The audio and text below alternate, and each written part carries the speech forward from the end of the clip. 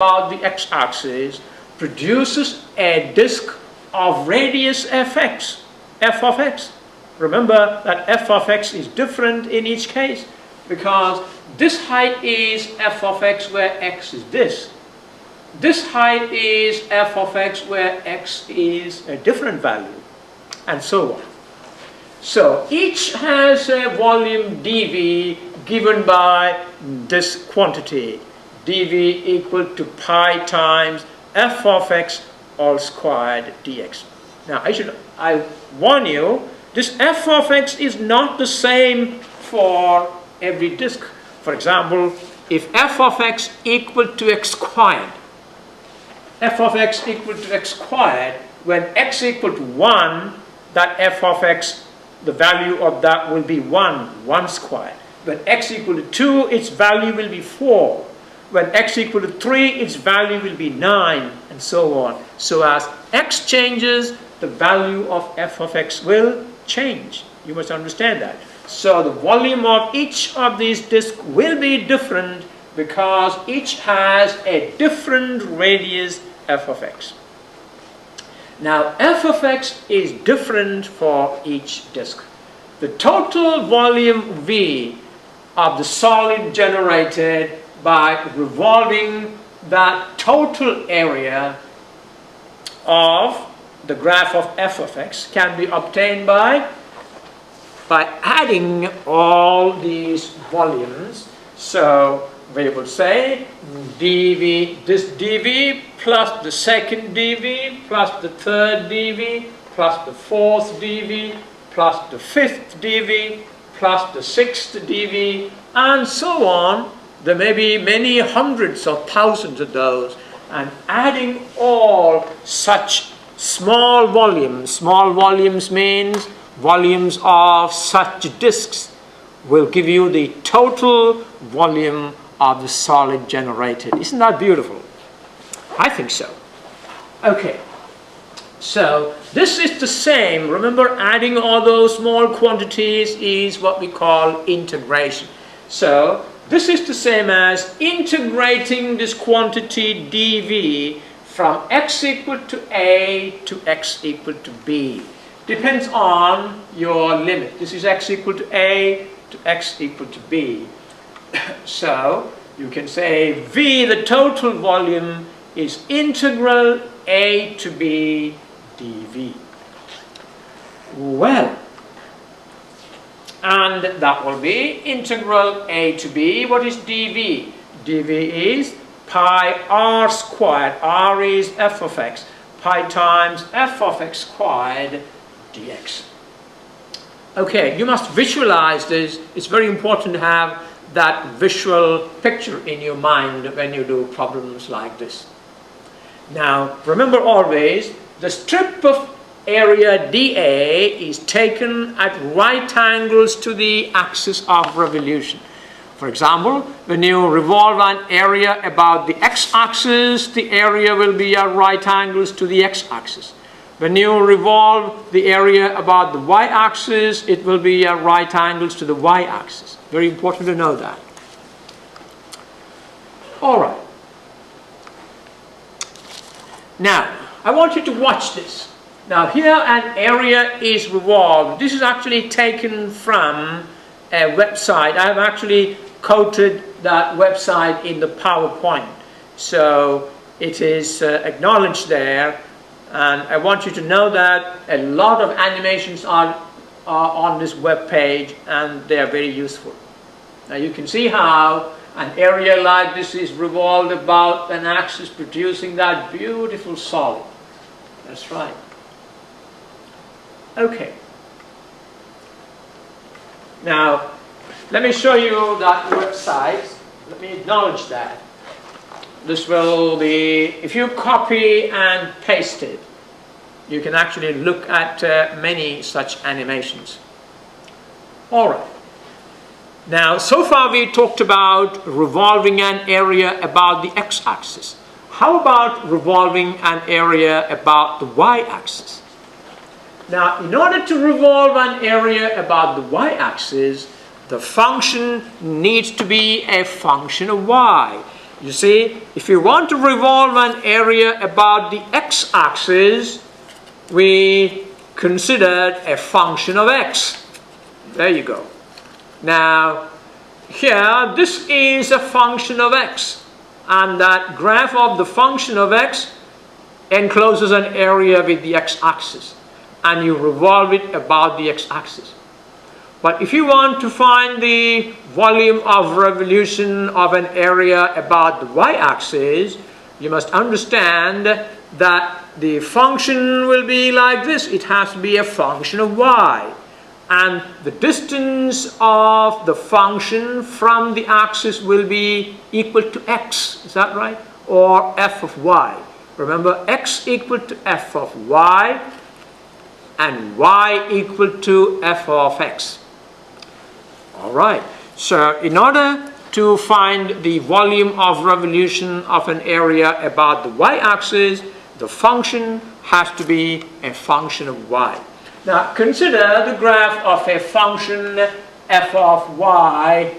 Here you go, that's a function of y there. That means this distance is f of y, which you call x. All right.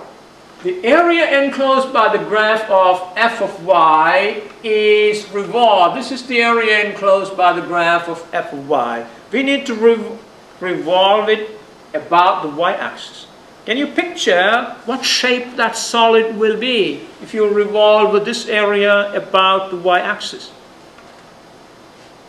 Well, what's the method we discussed earlier, revolution about the x-axis? What we do is take a strip of area dA at right angles to the y-axis. So in the case of revolving an area about the x-axis, we took a strip of area at right angles to the x-axis. In the case of revolution about the y-axis, we take a strip of area at right angles to the y-axis. Okay, so it will be like this.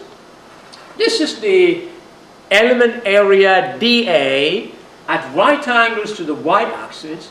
That is what we call dA. So what will be the width of that area? What is the width of this strip? It will be dy. Whereas in the previous case we took the strip at right angles to the x-axis, its width is dx. When you take the area strip at right angle to the y-axis, its width will be dy. So this is your dy. Now, what is the length of the area strip? What is the length of that area? It is equal to the function, is that right? Equal to x. X equal to f of y. So the length of dA is f of y. There you go. Now, if dA is revolved about the y-axis, so you got now dA like this. If you revolve it about the y-axis, you're going to produce a disk with its center at the y-axis, isn't it? Yes. So it will produce a disk like this with its center at the y-axis. All right. The radius of that disk will be f of y. The thickness of that disk will be dy. Now tell me, what is the volume of that disk? The volume of that disk will be, the disk is like this. The volume will be the face area multiplied by the thickness. What is the face area? The face is a circle. Will be pi r squared, where r is f of y. So the volume of such a disk will be pi r squared dy, where radius r equal to f of y. So that will be pi f of y all squared dy. Now, volume of the solid generated, in order to find the volume of the entire solid generated by revolving this whole area, what we need to do is take many such strips. and calculate dV for each of those strips and add them together, or we integrate from y equal to c to y equal to d of dV. Is that right? So that will be obtained by integrating. The total volume V will be integrate the volume of this disk from y equal to c to y equal to d. V equal to integral c to d pi f of y all squared dy. Okay, so you know now how to find the volume of a solid generated by revolving an area about the x-axis, also about the y-axis. Well, we need to practice that with a couple of examples. Okay, find the volume of revolution using the disk method. We use the following steps. Well, let's summarize the methods that we have used so far so that it is easy for us to solve problems. What is the first step? What do you think is the first step? Take a strip of area dA at right angles to the axis of revolution. For revolution about the x-axis, take the strip of area at right angles to the x-axis. For revolution about the y-axis, take the strip area at right angles to the y-axis.